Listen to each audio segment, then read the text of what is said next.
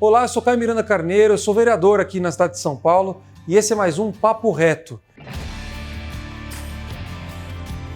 O tema de hoje é o retorno às aulas, tanto na cidade como no estado. Esse é o grande tema na Câmara de Vereadores. Olha, se as aulas retomarem no dia 8 de setembro, que é uma das datas que está sendo ventilada, São Paulo vai ser uma das cidades com maior tempo seguido sem aulas no mundo. Vão ser 172 dias sem aula nas escolas. Para vocês terem uma ideia, a Itália completou 181 dias fechados sem aula nas escolas. Wuhan, na China, completou 114 dias. E Nova York, se as aulas retomarem dia 1º de setembro, vai completar 169 dias. Bom, a Prefeitura de São Paulo propôs um projeto de lei, o 452 de 2020, que está gerando uma grande discussão. Esse projeto de lei, embora ele se autodenomine como um programa de retomada das aulas, ele não fala nada sobre a data, não define a data de quando vai retomar as aulas. Mas ele define um monte de regras e programas, estrutura, opções e alternativas para atender a crise pós-pandemia na rede de educação.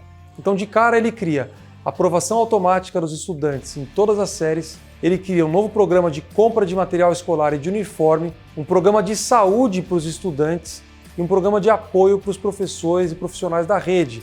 Além disso, ele cria um programa de reforço de aprendizagem e ampliação do tempo de permanência, que pode ser por adesão ou por indicação da secretaria.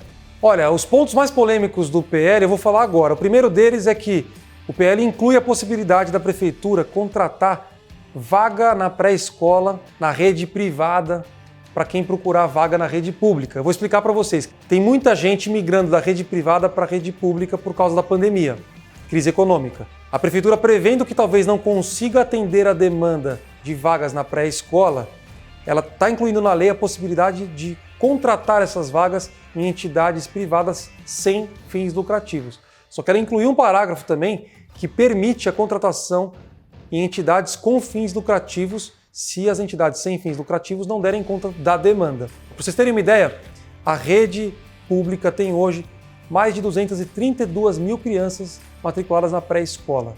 Então é um problema grande que tem que ser dada uma solução.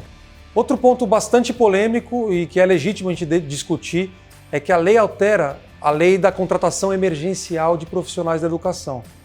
E qual que é a alteração? Ela permite que profissionais da educação sejam contratados por até um ano, no limite de até 20% do total dos profissionais da educação, para justamente atender às demandas de reposição de aula, de reforço escolar e também do grupo de risco de profissionais que estão afastados por causa da pandemia. Então vejam vocês, está tendo uma demanda, um aumento da demanda por vagas na rede pública por causa da crise econômica gerada pela pandemia.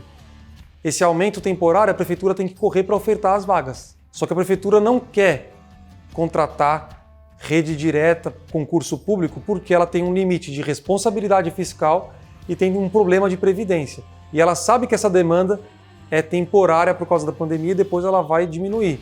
Porque abrir escolas novas, fazer concurso e depois não ter demanda é um problema que você não consegue resolver.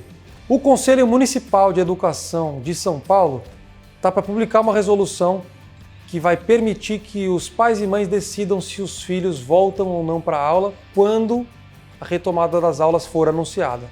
Então, o pai e mãe vai ter que assinar um termo se responsabilizando de compromisso, independentemente da decisão. Se autorizar a voltar ou não, assina um termo. Essa decisão vale tanto para as escolas públicas como para as escolas particulares. Por outro lado, os professores e os sindicatos pressionam o governo para não retomar as aulas. E eles trazem alguns pontos importantes, eu entendo o lado deles também. Se o pai e mãe podem optar se o filho volta ou não, o profissional de educação não tem opção, ele tem que retomar o trabalho. E o sindicato traz os argumentos de que as escolas não estão preparadas para a retomada.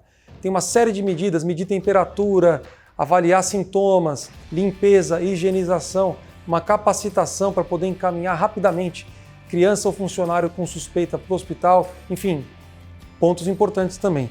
E olha, é muito importante vocês entenderem que esse projeto de lei está inserido no debate sobre educação que está acontecendo no Brasil em nível nacional. A Câmara dos Deputados Federais aprovou uma medida provisória que suspende as escolas e universidades de cumprirem os 200 dias letivos no ano de 2020, por razões óbvias, a pandemia obrigou a isso. O Conselho Nacional de Educação recomendou que as instituições de ensino não reprovem estudantes esse ano.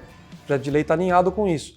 O Conselho Nacional de Educação também está sugerindo que o ano letivo de 2021 seja antecipado.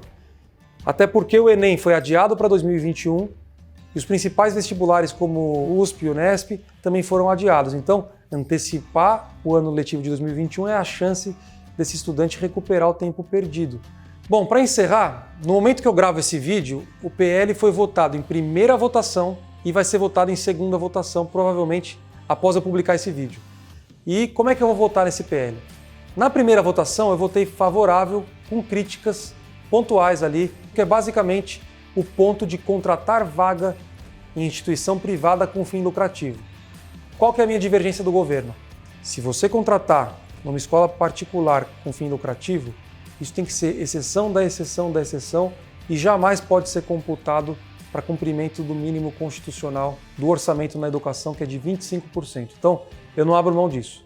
Eu acredito que, emergencialmente, temporariamente, como está na lei, é possível e não é absurdo você contratar em instituições privadas, desde que isso não vire uma política permanente.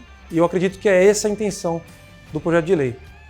Se mudar a parte que eu discordo, eu vou apoiar. Agora, se computar, eu não vou apoiar porque vai ser ilegal e eu mesmo vou entrar na justiça contra. Essa é a minha opinião. Eu quero saber de vocês. São muitos pontos, todos delicados. O professor, o profissional da educação tem direito de ter voz no processo, vai ter uma audiência pública, eles têm que ser respeitados e respeitadas. Só que tem muita gente também fazendo esse debate de forma oportunista, mentirosa, criando um grande terrorismo sem apresentar uma solução. Não tem fórmula mágica, gente. Então diz a sua opinião qual que é e vamos conversar. É importante essa votação e eu quero saber o que vocês pensam sobre isso. Valeu!